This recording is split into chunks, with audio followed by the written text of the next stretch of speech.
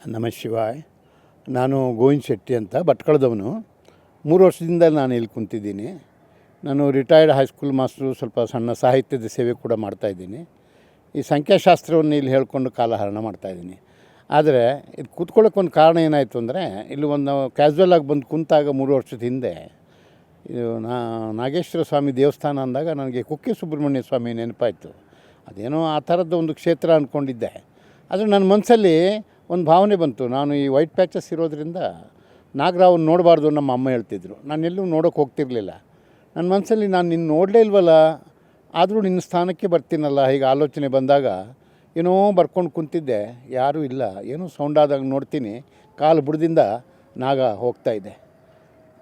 ಭಾಳ ಗಾಬರಿ ಆದೆ ನಾನು. ಆಯಿತು, ನನ್ನ ಕತೆ ಮುಗಿದೋಯ್ತು ಅನ್ನೋ ಮಟ್ಟಕ್ಕಿದ್ದೆ.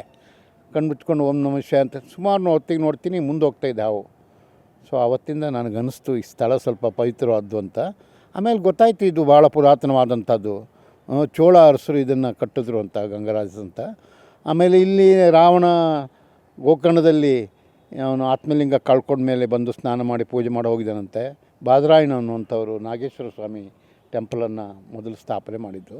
ಆನಂತರ ಅನೇಕರ ಅರಸರುಗಳು, ಹೊಯ್ಸಳ ಅರಸರು, ಮೈಸೂರದವರುಗಳು, ಇವರೆಲ್ಲರೂ ಸೇರಿ, ವಿಜಯನಗರ ಅರಸರು ಎಲ್ಲ ಸೇರಿ ಸಹಕಾರದಲ್ಲಿ ಡೆವಲಪ್ ಮಾಡ್ತಾ ಬಂದಿದ್ದಾರೆ. ಭಾಳಷ್ಟು ವೈವಿಧ್ಯಗಳು ಇಲ್ಲಿದ್ದಾವೆ. ಗಿಡಗಳು ಭಾಳ ವಿಶೇಷವಾದ ಗಿಡಗಳು.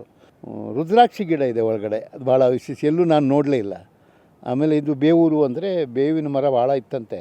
ಇದೆಲ್ಲ ಗೋಪುರಗಳು ಕಟ್ಟುವಾಗ ಅದನ್ನು ತೆಗೆದಾಕಿ ಅಲ್ಲೊಂದು ಬೇವಿನ ಗಿಡ ಹಾಕಿದ್ದಾರೆ, ನೆನಪಿಗಿದೆ.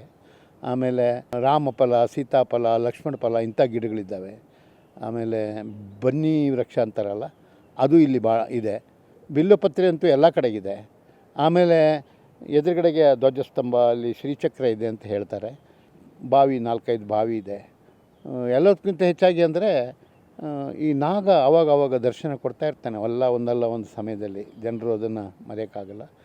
ಈಗ ಮ್ಯಾನೇಜ್ಮೆಂಟು ಭಾಳ ಕಲ್ಯಾಣ ಮಂಟಪ ಮತ್ತು ಅನ್ನಛತ್ರ ಇದೆಲ್ಲ ಮಾಡ್ಕೊಂಡಿದೆ. ಪ್ರತಿ ಸೋಮವಾರ ಅನ್ನದಾನ ನಡೆಯುತ್ತೆ. ಭಾಳ ಭಕ್ತರು ಎಲ್ಲರೂ, ಸಾಮಾನ್ಯ ಎಲ್ಲ ಭಾರತ ದೇಶದ ಎಲ್ಲ ಕಡೆಯಿಂದ ಇಲ್ಲಿ ಬರ್ತಾ ಇರ್ತಾರೆ. ಹಿಂದಿಯವರು ಭಾಳ ಜನ ಬರ್ತಾರೆ, ಹಿಂದಿ, ಕೇರಳ, ತಮಿಳ್ನಾಡಿನವರು. ಹೀಗೆ ಜಾತ್ರೆ ಕೂಡ ಏಪ್ರಿಲಲ್ಲಿ ಜಾತ್ರೆ ನಡೀತದೆ ಈ ಊರಲ್ಲಿ. ರೀಸೆಂಟಾಗಿ ಅದು ಇದು ರಥ ಮುರಿದೋಗಿತ್ತು. ಯಾರಿಗೂ ಅದು ಬಿದ್ದರು, ಯಾರಿಗೂ ಏನು ಅನಾಹುತ ಆಗಿಲ್ಲ. ರಾತ್ರಿಯಲ್ಲಿ ಬಿದ್ದರು. ಅವಾಗಲೇ ಹೇಳ್ತಾಯಿದ್ರು ದೇವರಿದ್ದಾರೆ, ಒಬ್ರಿಗೂ ಅನಾಹುತ ಆಗಲಿಲ್ಲ ಅಂತ. ಆಮೇಲೆ 1.5 ಕೋಟಿ ರಥ ಕೂಡ ಈಗ ಒಂದು ವರ್ಷದಲ್ಲಿ ಮಾಡಿದ್ದಾರೆ. ಸೊ ದೇವಸ್ಥಾನ ತುಂಬ ಫೇಮಸ್ಸು, ಅದ್ರ ಬಗ್ಗೆ ಮಾತೇ ಇಲ್ಲ. ಭಕ್ತರುಗಳು ಅವ್ರು ಹೇಳಿದ ಹರಕೆಗಳೆಲ್ಲ ಈಡೇರಿತಂಗೆ ಕಾಣುತ್ತೆ. ಅವ್ರು ಹೇಳಿದಷ್ಟು ದಿವಸ ಬಂದು ಹೊರಟೋಗ್ಬಿಡ್ತಾರೆ. ಆಮೇಲೆ ಒಳಗಡೆ ಹೋದರೆ ಒಂದು ಸ್ವಲ್ಪ ಹೊತ್ತು ಕೂತ್ಕೊಳ್ಳಿ, ಶಿವಧ್ಯಾನ ಮಾಡಿ ಅಂತ ಅವರು ಪುರೋಹಿತರು ಹೇಳ್ತಾರೆ. ಆವಾಗ ಅವ್ರಿಗೇನೋ ವಿಶೇಷ ಅನುಭವ ಮನಸ್ಸಿಗೆ ಆಗುತ್ತೆ ಅಂತ ಕಾಣುತ್ತೆ. ಕಂಟಿನ್ಯೂಸ್ ಬರ್ತಾ ಇರ್ತಾರೆ. ಸೋಮವಾರ ಭಜನೆ ಆಗುತ್ತೆ, ಸಂಜೆ ಅಲ್ಲೋಗಿ ಭಜನೆಗೆಲ್ಲ ಹೋಗ್ತೀನಿ. ಆದ್ದರಿಂದ ಈ ಸ್ಥಳದಿಂದ ಬಿಟ್ಟು ಇಲ್ಲಿ ಬಂದಮೇಲೆ ನಾನು ಊರಿಗೆ ಹೋಗಿಲ್ಲ. ಊರೆಲ್ಲ ಅನೇಕ ಮದುವೆಗಿದ್ದೆ ಕರೀತಾರೆ. ನನಗೆ ಭಾಳ ಖುಷಿಯಾಗಿದೆ ಇಲ್ಲಿ ಬಂದು ಹೋದ್ರೇ ನಿದ್ದೆ ಬರೋದಿಲ್ಲ, ಬರಲ್ಲ. ಬೆಳಿಗ್ಗೆ ಮತ್ತು ಸಂಜೆ 2 ಹೊತ್ತು ಬರ್ತೀನಿ.